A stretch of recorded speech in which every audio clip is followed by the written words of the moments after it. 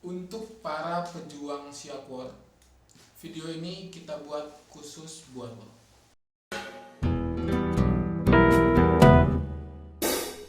Oke, jadi apa ya namanya ya?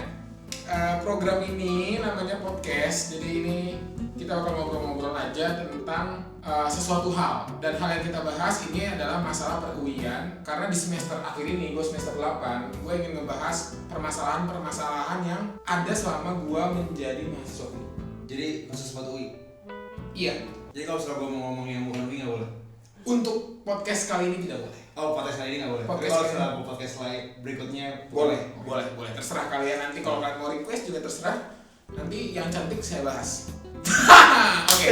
Kenalan dulu dong. Oke, nama gue Andre selaku host podcast amatir ini. Dan lu siapa? Kenapa lu pas tuh gini kenalan? Lu tuh kenapa bisa bahas ini? Lu tuh angkatan berapa? Oh, oke. Gua mahasiswa FHUI, Fakultas Hukum Universitas Indonesia terbaik. Semester 8 dengan predikat tidak pernah tidak lulus. Oh, fine. Kalau gua mahasiswa Fakultas Hukum UI juga tahun 2012 dengan predikat banyak yang tidak lulus.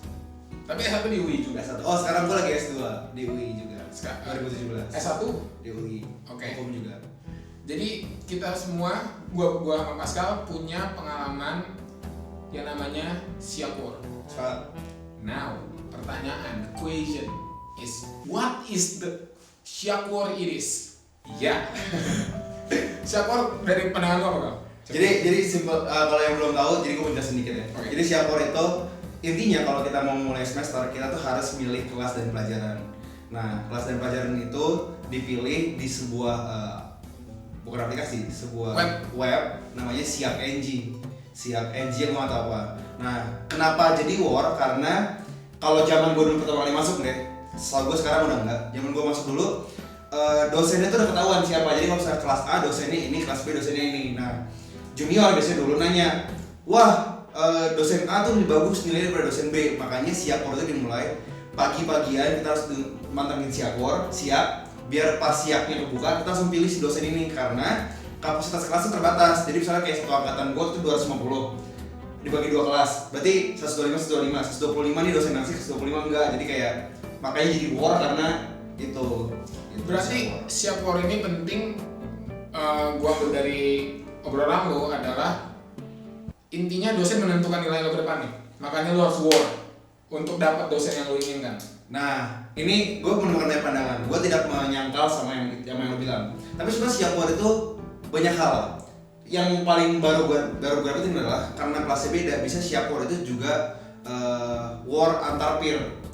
Jadi kayak ayo dong kita harus semuanya satu kelas bareng, karena kalau misalnya kita nggak sekelas bareng ntar bakal susah nih kelasnya. Jadi kayak ayo warnya bareng-bareng, jadi kayak jangan sampai kita kepisah kelasnya. Tapi gue nggak bisa memungkiri kayak emang kuliah lah ya, kayak persetan lah, lo semua nyari ilmu doang buat kuliah, lo semua cari nilai. Jadi ya pasti yang diincar adalah nilai terbaik, which is gua nggak bisa bohong, menurut gua semua orang bakal setuju dengan apa yang gua bilang. Dosen adalah salah satu faktor pembuat nilai baik. Jadi pinter tuh nggak cukup, dosen juga harus. Berarti dengan argumen itu membenarkan argumen gua kalau soal yang sama dijawab dengan orang yang sama, kalau yang meriksa dosennya beda bisa beda nilainya. Walaupun gua nggak setuju dengan konsep itu, sayangnya benar Dan terjadi. Menurut lu nih, kalau bandingin peer sama nih nyari dosen yang paling bagus, mana faktor utamanya? Kalau gue peer ya, maksudnya gini, dosen bagus juga kalau kelasnya nggak enak, ngerti sih kayak. Karena gue bukan tipe orang yang cabut, ngerti gak sih? Kayak gue tuh senang di kelas, kayak gue senang dengerin dosen ngomong. Walaupun gue nggak ngerti apa, gue senang dengerin dosen ngomong. Tapi kayak, jadi maksud gue gini, ketika lo nggak masuk kelas segala macam, itu tuh litapnya banyak hal. Misalnya kayak lo udah nggak ngerti apa-apa, lo cuma mau masuk UTS, pas lo belajar sama temen lo pas di UTS, kayak lo belajar hampir seminggu kayak gue. Kalau lo nggak pernah masuk dari awal, lo tuh juga nggak bakal ngerti mereka ngomong apa. Jadi faktor lo ada masuk ke kelas dulu tuh juga penting.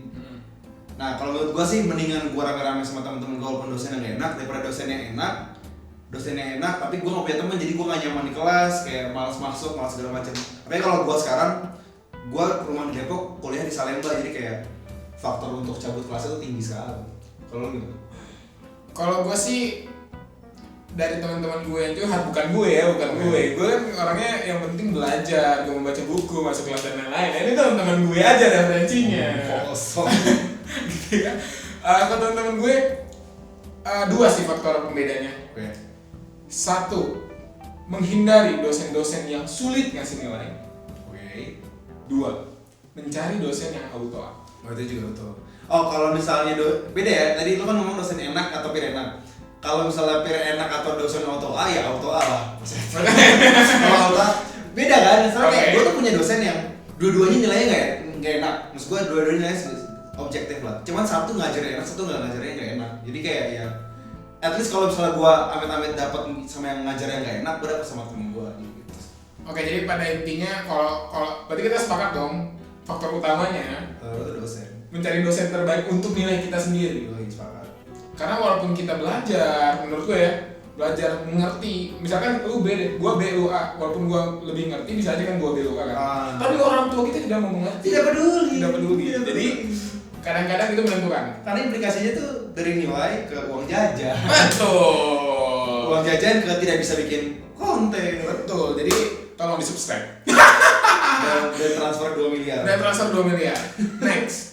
Permasalahan selanjutnya, karena kita tahu semua orang berebut untuk mendapatkan dosen-dosen terbaik, adalah jadi si website ini pembukaannya tuh di tanggal yang sama. Oh, itu juga aneh. Jadi semua jurusan, semua fakultas di Universitas Indonesia akan membuka website yang sama dalam waktu yang sama.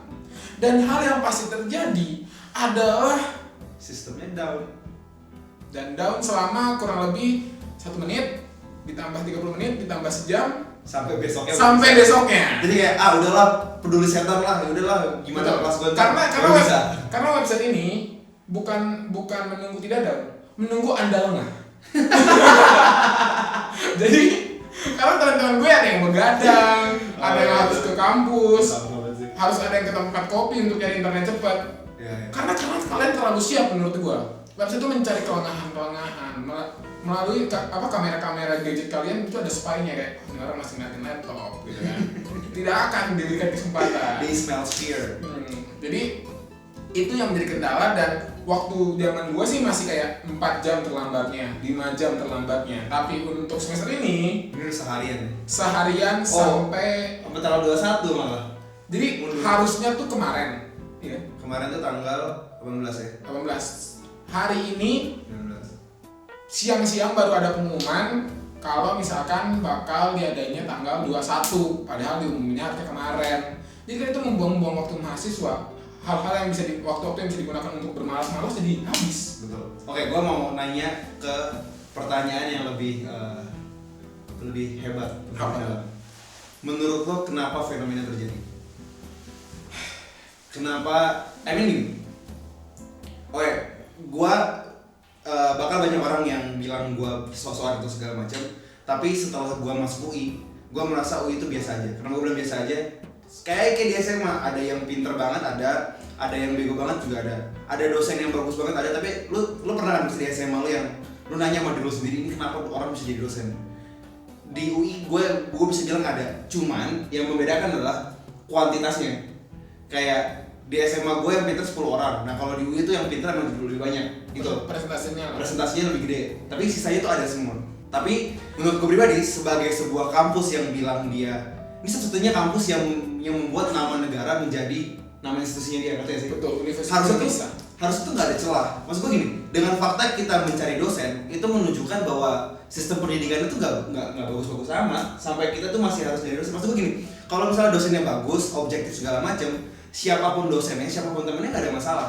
Tapi dengan fakta kita masih cari dosen, harus berprint segala macam. Menurut gue sistem pendidikan kampus yang lo bilang kampus nomor 1 di dunia di Indonesia ini, ya menurut gue meh-meh aja. Kalau gue pribadi sih mikirnya gitu. Menurut lo gimana? Kalau menurut gue maksudnya keadaan seperti apa yang lo bilang itu keadaan utopisnya yang kita inginkan, ngerti sih? Keadaan utopis, keadaan yang seharusnya ada. Cuman menurut gua mungkin ya solusi lebih teknisnya kalau menurut gua untuk lu kan nanya kenapa Kalau kenapa tadi awalnya kenapa dong? Iya sih. Kalau kenapa menurut gua karena semua orang ingin menyelamatkan dirinya masing-masing. Kalau gue itu. Tapi gara-gara diberi akses sama universitas memilih nama dosennya ditunjukin, jadinya perang ini terjadi. Menurut gua mending namanya nggak ada. Nama dosennya nggak ada. Jadi jatuhnya kayak ya udah naruh aja gitu. Tapi ya walaupun begitu, bisa setahu gue di FAU itu udah nggak ada semuanya, nama dosennya hilang. Okay. Tapi faktanya Siakwar masih ada. Menurut gue ini Okay, udah agak mendarah daging sih kayaknya.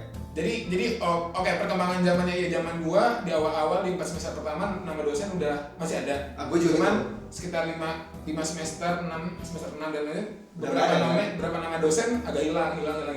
Tapi lucunya Syakur masih ada ya itu menurut gue. Nah, kalau misalnya kemarin gue ngobrol sama teman baru gue, dia ngomongnya gitu karena dia nggak mau lepas fair segala macam. Okay. Tapi ya lagi-lagi gue mau bilang kayak kalau dia ngomongnya gini, jadi dia anak psikologi, dia harus bikin apa yang dia bikin borang-borang gitu, dia bikin penelitian yang sifatnya kuantitatif, jadi dia harus cari banyak orang per kelompok. Menurut pengalamannya dia, seniornya dia tuh sampai kayak lelang gitu, kayak lu kalau misalnya isi borang gua, lu dapat McD, satu lagi dapat apa, Starbucks gitu. Nah, gua nggak ngerti ya, ini menurut gua lagi pribadi. Gimana ngomongnya? Menurut gua sistem pendidikan di Indonesia tuh gua nggak bisa bilang salah, tapi selalu ada sifat yang selalu somehow menumbuhkan sifat kompetitif yang nggak perlu menurut gua pribadi. Karena sesimpel misalnya kayak kuliah, kayak kalau SMA lu bisa jadi ranking 1, 2, 3, 4, 5, 6, 7, 8, 9, 10 dan seterusnya. Kalau kuliah lu bisa jadi ranking 1, ngerti gak sih? Kayak nggak perlu lah kompetitif. Walaupun gua nggak berarti bilang lu juga harus membantu ketika nyontek segala macam ya, enggak. Tapi lu ngerti kan maksud gua? Kayak Siakwar ini ada karena ada sebuah sistem yang emang udah berlangsung sekian lama, yang entah kayak kalau kita nggak bareng kita nggak survive, kalau dosennya nggak ini kita nggak survive, kalau kita nggak ABCDE kita nggak survive segala macam. Yang which is harusnya sebagai tenaga, ini gue menghilangkan unsur subjektif ya kayak karena dosennya ABCD. Menurut gue yang seharusnya ya semuanya rata aja. Semuanya mendapatkan hak yang sama dan melakukan kewajiban yang sama. How come? Apakah kelasnya satu untuk semua? Kalau menurut gue mungkin gue salah. Tapi menurut gue UI kita ngomong UI. Menurut gue UI itu nggak punya standarisasi dosen dan apa sih namanya ngecek berkala. Verifikasi bukan yang ngecek berkala yang kayak dosennya ini masih capable nggak gitu. Daur ulang. Bukan daur ulang. Jadi kayak setelah sekian lama dosennya terus ditanya, harus diupdate lagi. Pengecekan ulang intinya. Ya kayak Pak, sekarang sistem kayak gini udah nggak kerja, tolong kerjain kayak gini gitu. Jadi kayak karena gue punya dosen yang dia udah mulai ngasih sistem yang belajar berkelompok yang gitu. Tapi ada juga dosen yang masih kayak biasa, yang dia cuma mau tulis segala macam. Yang ngasih PPT tulisannya kecil nggak kebaca. Abis itu dia gua tulis satu masih ada gini yang yang OHP yang proyektor yang dikasih yang kertas bening. Terus gue kan jadi nggak rata kan ya, jadi kayak kita berharap kita dapat dosen yang enak gitu. Jadi kayak menurut gue gitu sih, jadi standarisasi, jadi per periode tertentu kalau dosen dicek kembali. Karena kayak ini kisah nyata, gue kemarin ada satu pelajaran yang highlight of the semester is kita menari dan bernyanyi. Kalau kalian follow gue di Instagram, gue tuh sering ngepost kayak kita lagi menari buat nyenengin dosen ini aja. And ends up kelas kita rata-rata B plus A min, jadi kayak nggak auto A juga. Yang dapat A adalah ketua kelas gue yang tiap hari tiap kelas antar jemput dia ke rumahnya. Gue ngomong sama bokap gue, jadi simpelnya gue ngomong sama bokap gue something seseorang lah di kode etik gue. Terus gue ngomong kayak, Pak, aku ya dosen gini. Terus bokap gue bilang kayak, ya udah laporin aja. Tapi ini mungkin salah gue juga ya, salah gue dan salah banyak orang.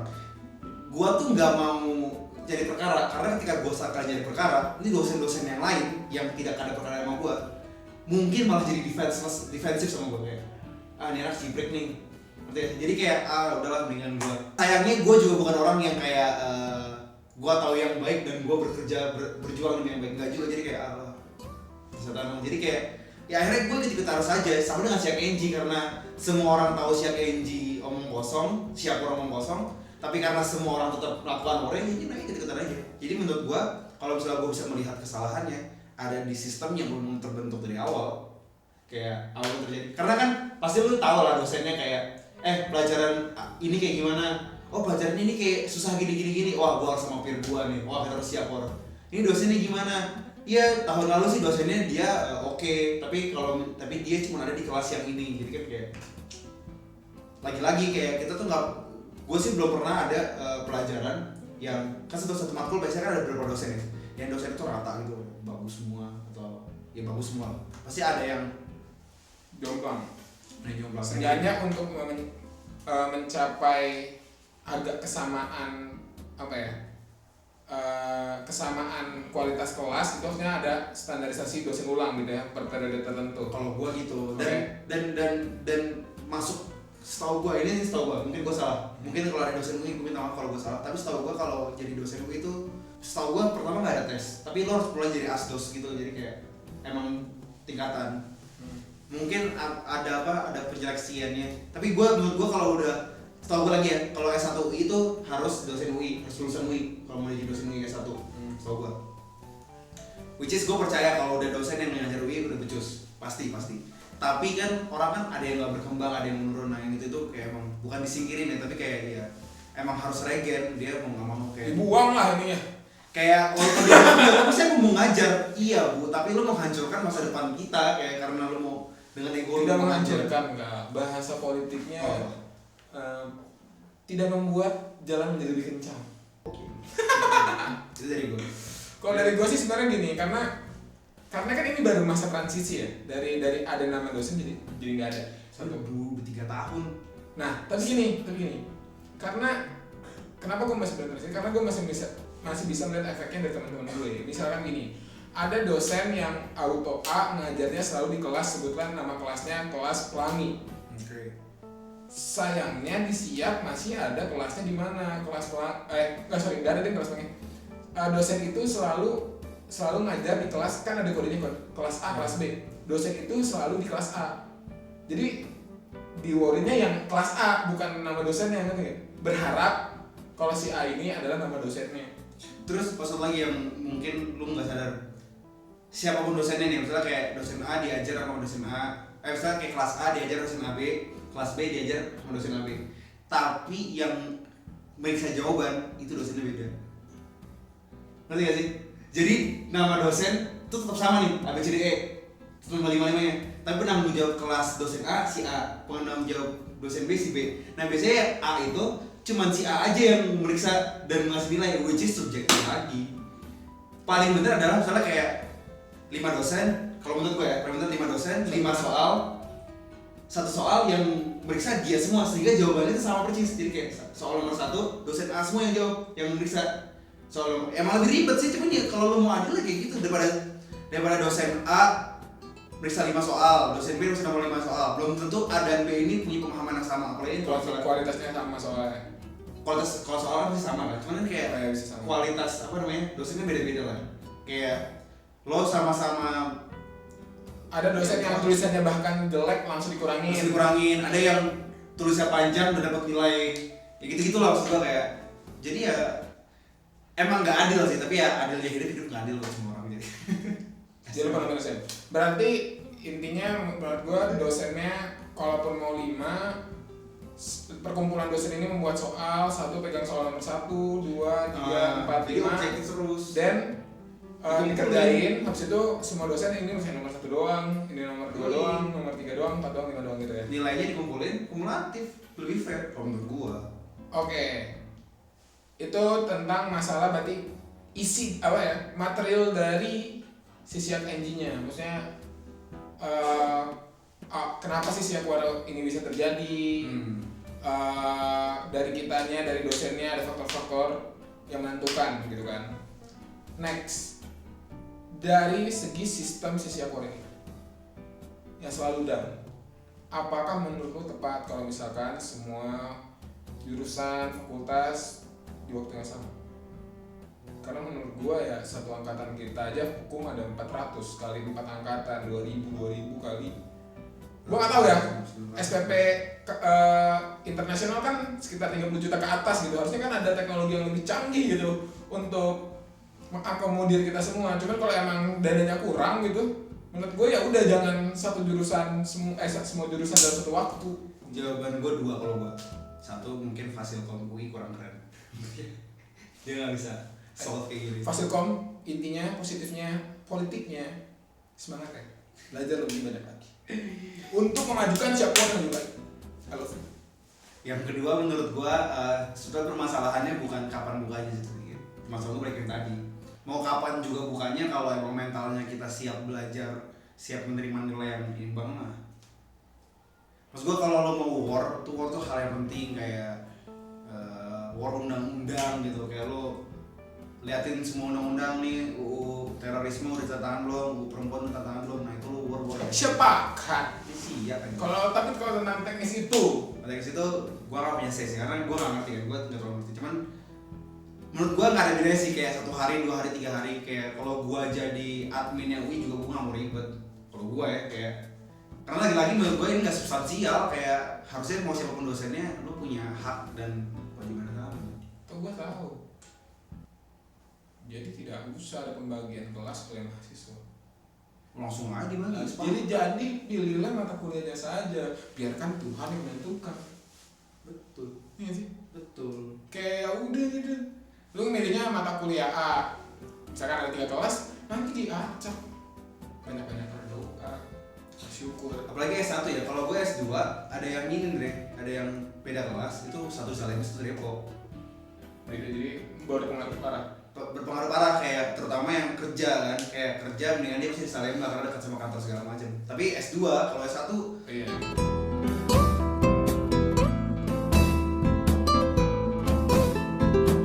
Yo, jadi kekat ya tadi, jadi kita harus agak mengulang dan kita nggak tahu kita harus mulai dari mana. Susah juga.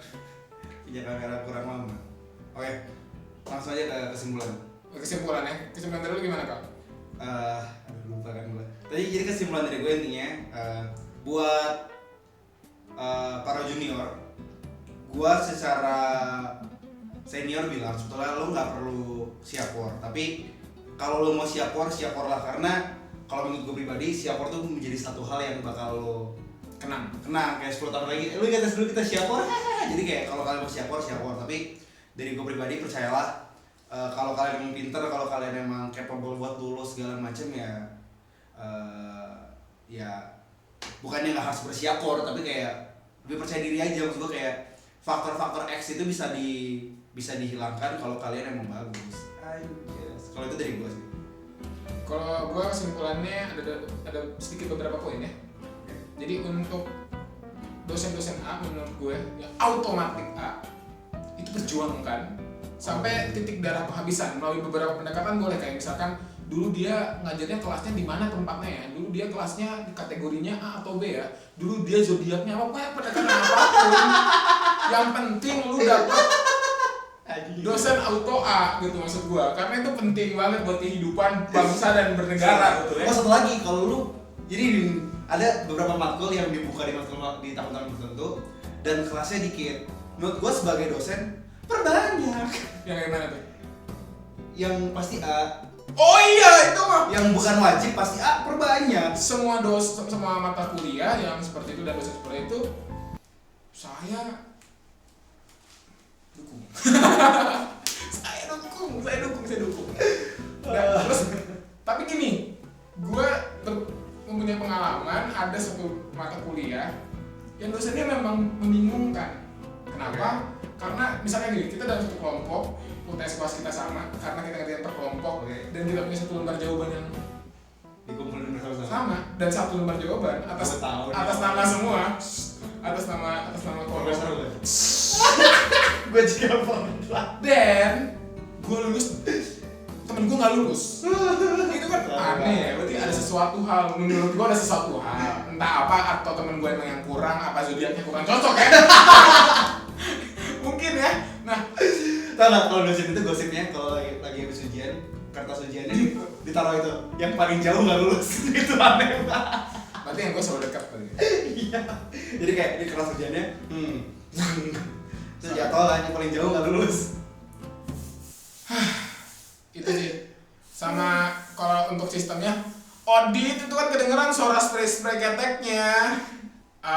Terus kalau masalah sistemnya tadi menurut gue ya udah nggak usah, misalnya pilihannya mata kuliahnya aja, mau kelas nanti next bakal dibagi 3 atau dibagi 4 atau berapapun itu, ya udah lu mata kuliahnya aja, karena kalau lu masih bisa mengeluarkan apa ya, parameter mana sih ngomongnya, Kalau yang ada pilihan yang bisa orang pilih, orang bakal terus war. iya bakal terus war. Jadi mending ya udah ngasihnya mata kuliahnya aja biar orang juga ngeklik karena dia butuh mata kuliah itu, bukan karena dia mau nyari dosen yang ada di mata kuliah itu. Dan itu lebih penting karena kita sebagai mahasiswa adalah pencari ilmu, bukan pencari perhatian dosen. Cari nilai Dengan ilmu dong. Oh betul, cari ilmu. Yang kedua nilai, yang pertama Pacar yang pertama. pacar mah itu mah urusan susah. Ya udah, itu udah podcast dari kita. Jangan lupa tunggu podcast kita selanjutnya. Komen dong mau ngomongin apa? Iya. Aduh, audit murahan banget parfumnya anjing. Ini parfum Axe anjing, wah itu parfum orang motong kayu lah, kampak. Jangan lupa di like, comment, subscribe. Komen gratis. apa? Komen mau apa dan Transfer 2 miliar. oke. Dan kalau kalian tahu dosen-dosen UI, jangan kasih video ini. Itu bapak gue yang nonton. Iya. Goodbye, gue gak tanggung jawab.